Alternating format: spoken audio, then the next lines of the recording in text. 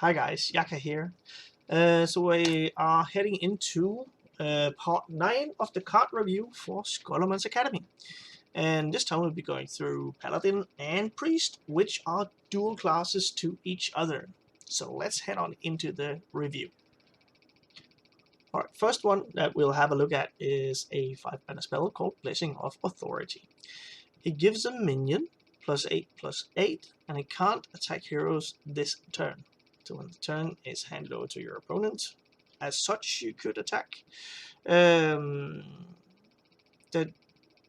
This one I do not deem as high in constructed.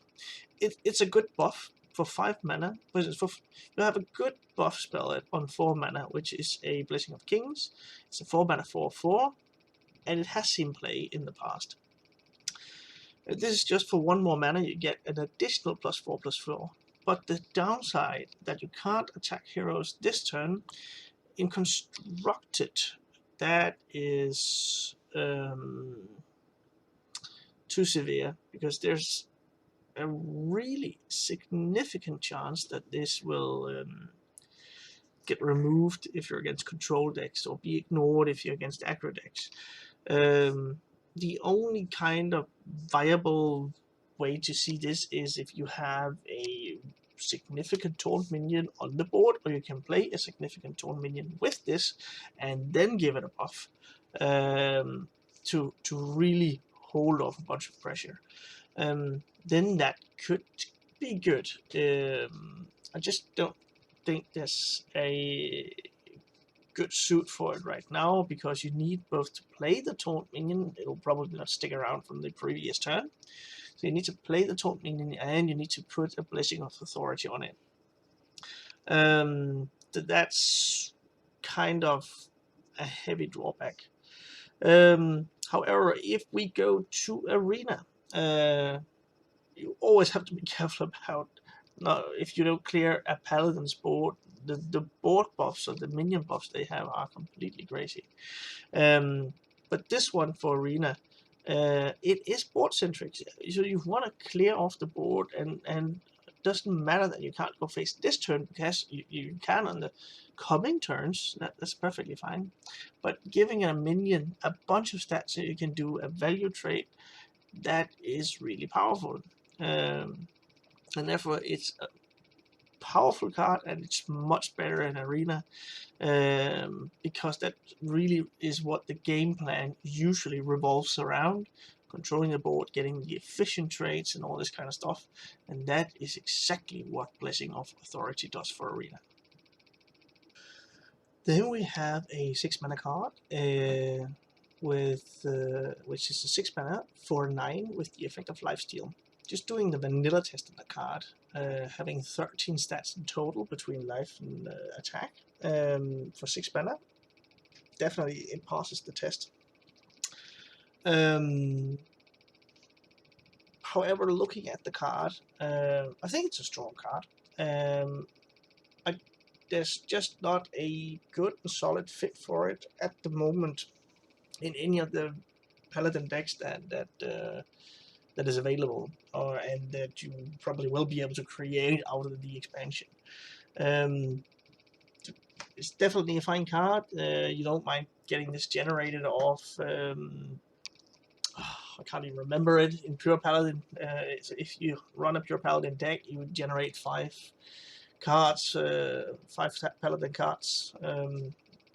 It's a 7-mana minion, and this is a fine card to get generated. There's just not a central game plan for Judicious Junior in a deck at the moment. For Arena, though, there's no taunt, and this would have been perfect. But for 6 mana, this actually does something quite well, because you might have fallen a little bit back. You need to regain some life total, and stuff like that. Judicious Junior really does that quite well. Maybe cleans up the board with some of the previous minions that's been available, where your opponent has stuff on the board, and gives you a little bit of a life gain on top of that. So a fine Arena card. You don't mind picking this on 6. It's perfectly fine. good solid stat line and has an upside. So I give this 4 stars in Arena. Then we have a 7-mana dual class spell between Warrior and Paladin called Commencement. Commencement summons a minion from your deck, so it needs to be in the deck, and then it gives it Taunt and Divine Shield. So more or less needless to say, but I'll say it anyway. This goes in some kind of high-end build of a warrior. Dimensional Ripper Warrior, where you summon, for instance, Dimensional Ripper summons 2 copies of a minion that's in the deck, but it's a 10-mana spell the way I remember it. So this is similar to this, except you don't get 2 copies of it, but it has a high, it's a highly defensive play. So even though the big minions that you pull out of the deck doesn't have to taunt, Commencement gives it to them, because Dimensional Ripper Warrior is kind of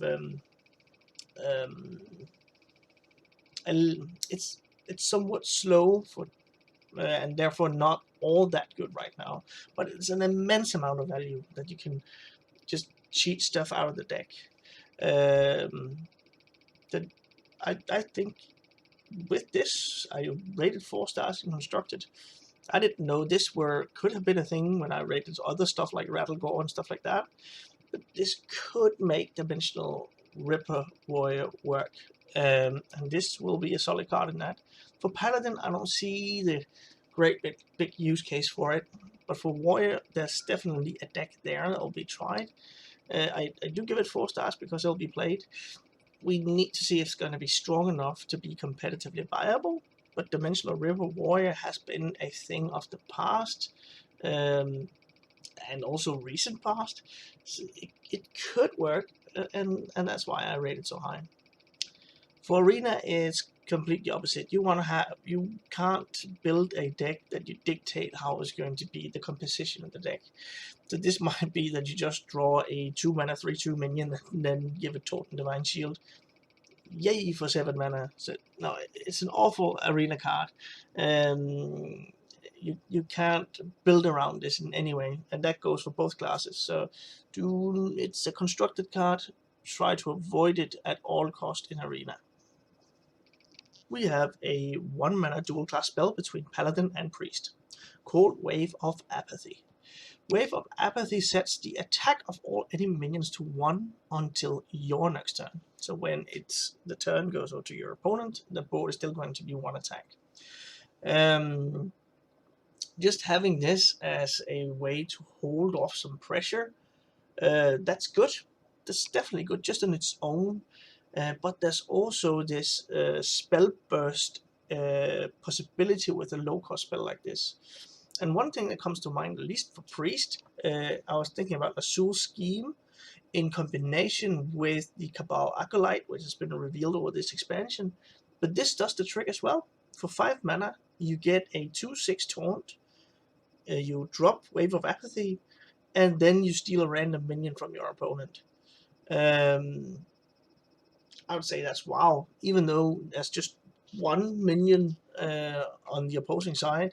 If it's a big one, then you drop this, and no matter what the attack stats are of that card, you get it.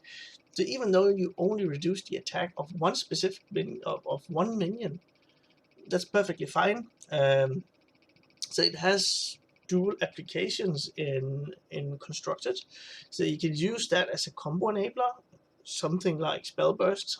It's a wrong word to use combo, but as an enabler for Spell Burst, but also just as a card to hold off pressure.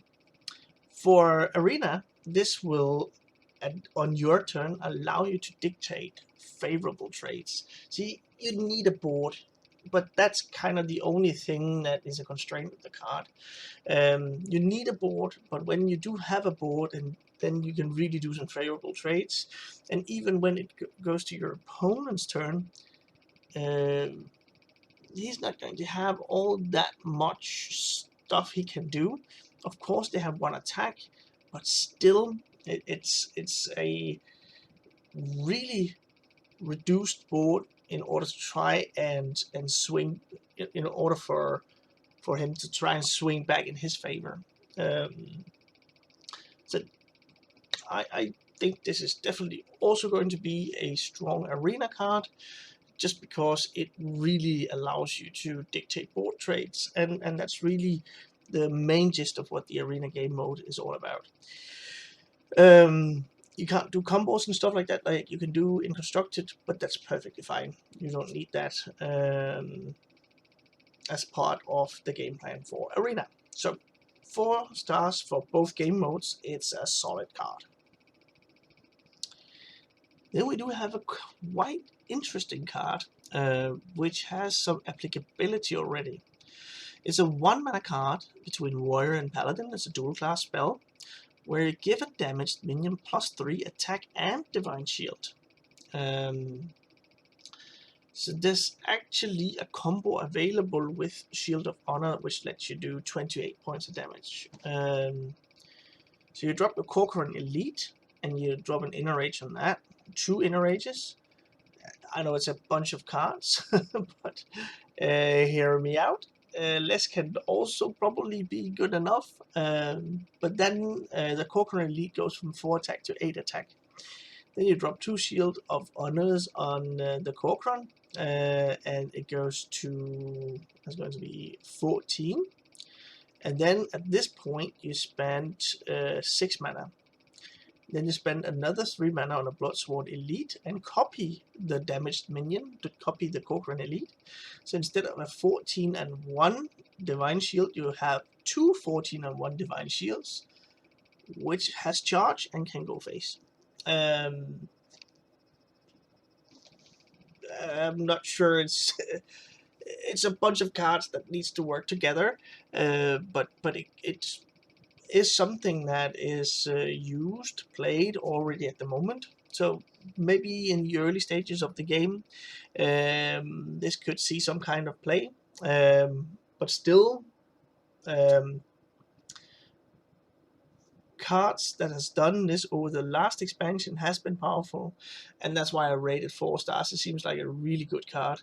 Also has some spell burst capabilities as well. For arena, this is so powerful. You have a damaged minion, and then you can do another value trade, so you get 2 value trades out of just 1 mana. Maybe you've done one before, and then it goes back to your turn, and then you drop the Shield of Honor, and you can do another value trade, and maybe even trade up with the +3 attack. So definitely a strong card for arena that will throw your opponent off, and the person on the other side can't really do correct calculation on trying, oh, I can let this survive because this and that. So a strong card for arena, and definitely something that will support the general game plan of the matches that you are undertaking in arena. So 4 stars in both game modes. We have the dual class legendary for Warrior and Paladin. It is a 3 mana 3/2 with a battle cry. Set the health of all other minions to 1, and a death rattle. Deal 1 damage to all minions. A little bit on the flavor of the card. It seems like the Barrow lineage. There's a character, a card, another legendary for Mage and Rogue called Jandis Barrow, and it seems like that's the daughter of Lord Barrow, and the Barrow family apparently owns Scholomance Academy. There might be some more lore in there. I don't play that much World of Warcraft, but it might be that that's completely in line with what the actual story from the game actually is. But looking at the card, I rate this the 5 stars because I see this as a really significant control tool. For 3 mana, it's going to be relevant in the early stages of the game, and that is really what Control decks wants to do. Even though you don't get to proc the death rattle right away, you still have set up a situation where your opponent can't really throw too much stuff on the board, or they actually have to commit the board. Maybe they'll go face with it, but just removing the board in order to get rid of Lord Barrow. And in the later parts of the game, you might be able to drop Lord Barrow and then just damage him yourself. And when that's the case, that is I guess it's going to be a 2-card board clear. But still, there's a bunch of ways that you can activate Lord Barrow's Death Rattle. Either finding some way to give him rush and rushing into stuff, or just throw a damage spell on him and then he clears the board completely. So that's a very strong board control. So he goes in decks which are which wants to do board control to control in general, or you need to survive in the early game in order to get you to the late game. And therefore, I think this is definitely a very powerful card to have as a tool for those decks. For Arena, it's a little bit less because you can't really construct the deck in a way, but this is one of the swing back cards that you'd like. So you drop Lord Barrow and then you have a good setup. Either you can do some trades with minions or whatever, but you have a really good setup in order to swing a board back in your favor. So even though it's a dual effect between both you and between your opponent and your own board, this is something that you play from when you're behind and lets you swing back in control. Therefore, with this in mind, I do think that it's still a good arena card. It's just not going to be applicable when you're ahead, but still you want cards like this that allows you to make comebacks on the board.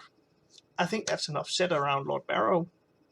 A really good and fundamental control card for the two classes, Warrior and Paladin, and a very good arena card, which does something that you really want to be able to do whenever you lose the board. Then we have the dual class legendary between Paladin and Priest. It is High Abbess Allura. It's a 4-mana 3/6. So if you look at the stats, it's 9 stats for 4 mana. Check on the vanilla test. And High Abbess Allura has a spell burst effect. When you cast a spell, the spell burst effect that is that you cast a spell from your deck, and you have a target effect that you actually target High Abbess Allura. I rate High Abbess Allura really high because of the spell burst effect. She will have a narrow application, of course. You can't just drop High Abbess Allura in a control deck where you'll have Shadowword Pains, because then you drop her, you activate the spell burst, and then you draw out a Shadowword Pain, and that will target High Abbess Allura. So you need some deck building constrictions around buffing and increasing minions and all this kind of stuff. But there's just those two classes specifically, both Paladin and Priest, have a bunch of spells which actually does this. One thing that comes to mind is that you also have your what is the name of that card? I reviewed it rather early.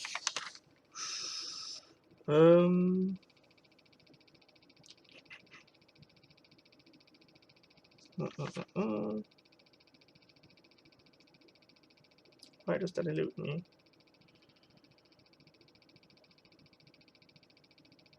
It is the 3-mana spell, which summons gives Divine Shield and summons a 1/1. When you use that on High Abyss Allura, you do generate another High Abyss Allura, which has 1/1 in stats, but that Allura will have Spell Burst again.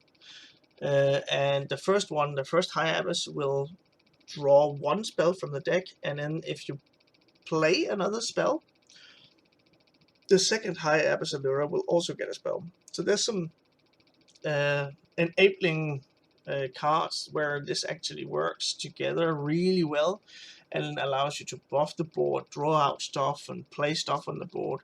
And that is a real powerful effect. Of course, as I mentioned in the beginning, she needs to be used in decks where you are running buff effects. But I think this definitely is a card that can push that archetype really well, and there's a bunch of support for it at the moment. So I think this is something that we'll see playing. Well, we will see over the course of the next few days if that's actually something that will come together in some kind of cohesive fashion. But definitely more powerful in Constructed, because you can build your deck like that. And whenever you play, if you do get to draft High Abyss Allura in Arena, you do get to play, and then you know the constraints of what is in the deck, and and you can play around like that. So a very good card for Arena, and a really powerful card for Constructed. Then we have a 5 Paladin minion called Argent Braggart. It's a 2-mana 1/1, but it does have the Battlecry effect that it gains the attack and health to match the highest on the battlefield. Which means if there's a 10 attack 1 health minion and a 1 attack 10 health minion, Argent Braggart will be a 2-mana 10/10. Extreme case, I know that's probably not going to be like a viable or a likely board state, but just having the Argent Braggart as something you could, because it's only 2 mana, so it's a significant threat like that. You drop the Argent Braggart on the board, and then you start doing trades and using spells to remove your opponent's minions and all this kind of stuff. And then this is really something where you can swing the board in your favor, and if you are a board-centric deck, which Paladin many times wants to be, then this is a really powerful effect. The one challenge, though, is that you're quite susceptible to silence and devolve and transform effects and all this kind of stuff. That's also why I rated only 4 stars in Constructed, because even though it is powerful, it's more easily dealt with. But I still give it 4 stars because I do think it'll be a solid inclusion in many Paladin decks, or at least could be. We'll need to see. But for Arena, I rated 5 stars because it's much more difficult to answer stuff, because again, you're not building a deck in a specific way, and silence and transform effects are not going to be available in each and every draft that your opponent has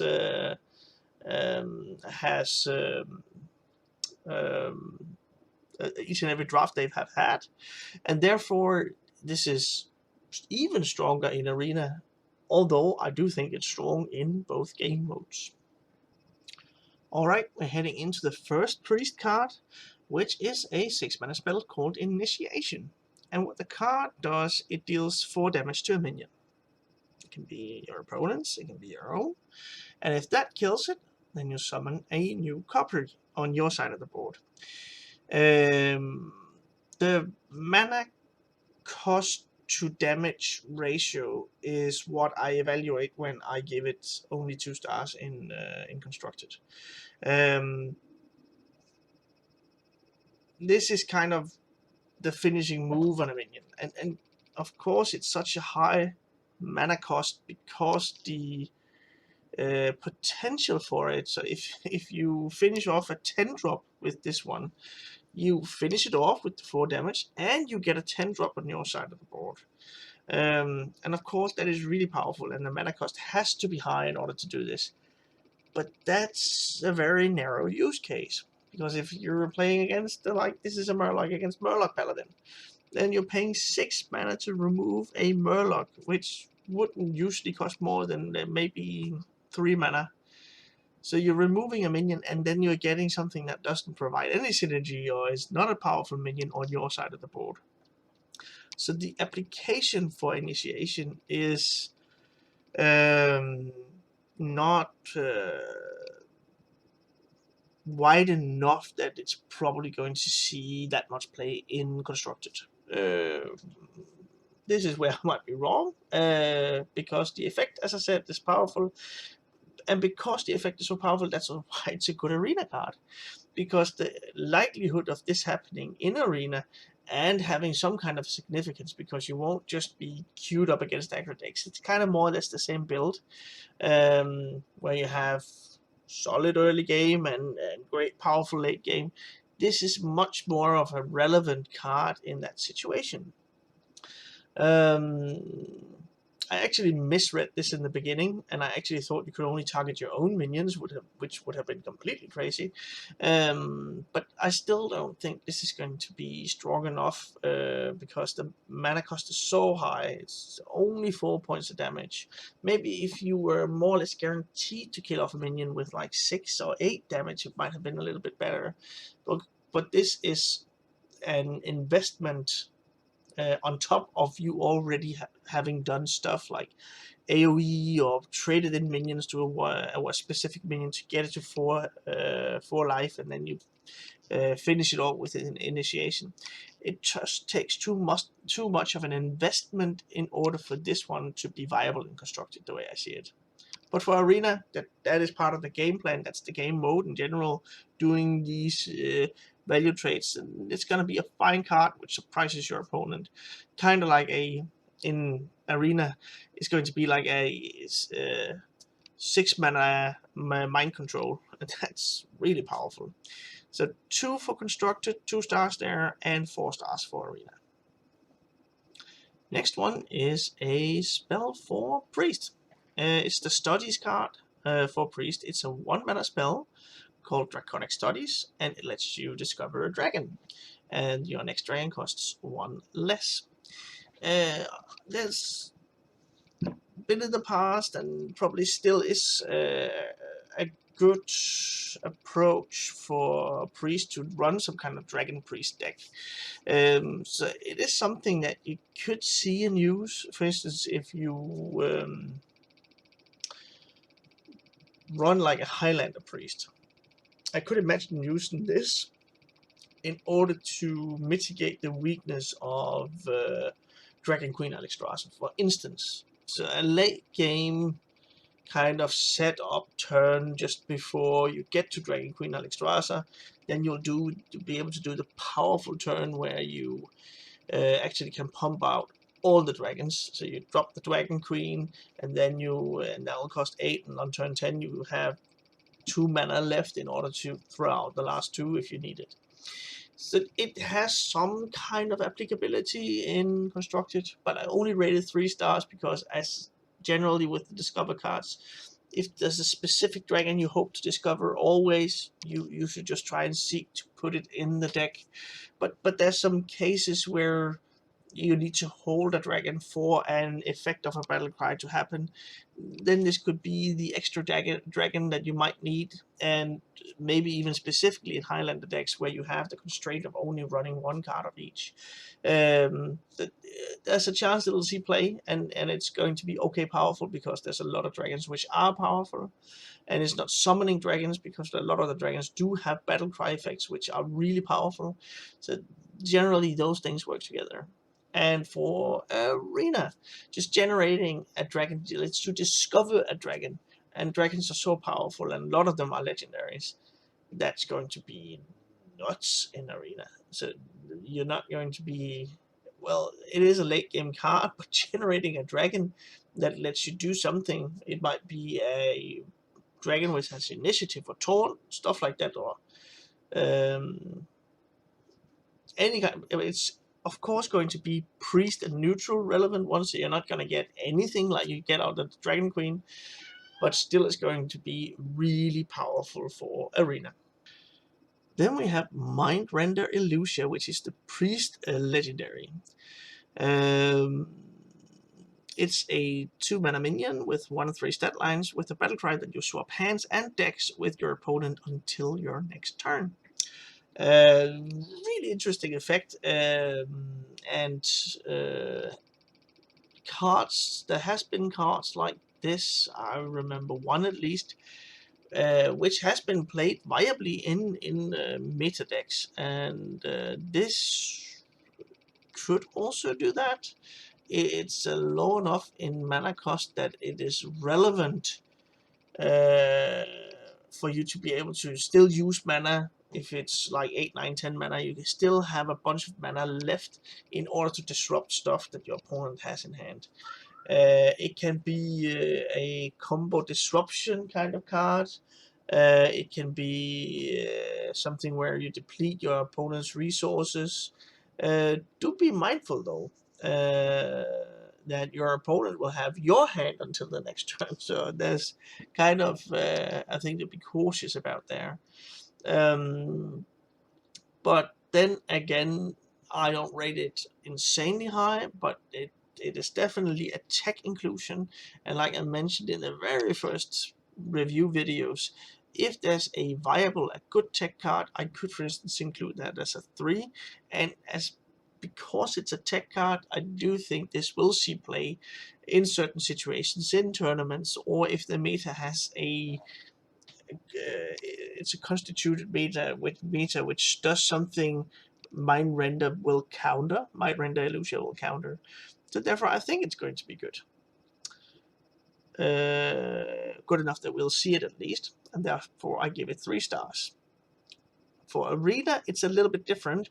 It's not that you want to counter a combo or stuff like that, but for instance, saying that you're in a top deck situation, just being able to drop Mind Render Illusion and then getting the resources that your opponent might have, unless they're also in a top deck situation, that could be something that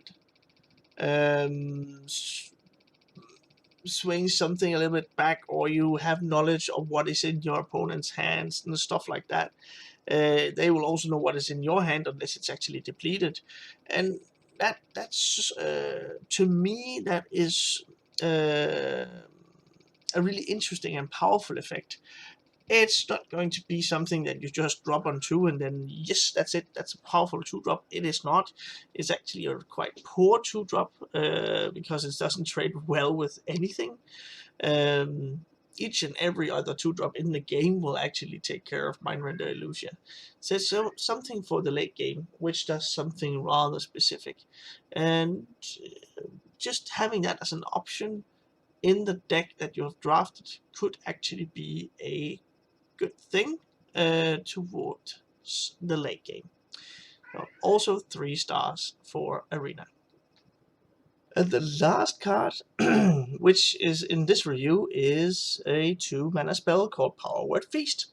And it is something that gives a minion +2/+2 and restores it to full health at the end of this turn. So it's a one-time turn effect, but it allows you to buff a minion do a trade. That's kind of the use case for it. And then it's healed back up to full. So it can be a large minion you already have on the board, or a minion that is about to do a trade. This dual-sided effect with what could be a potential deck in constructed gameplay, where you have a very board-centric focused priest.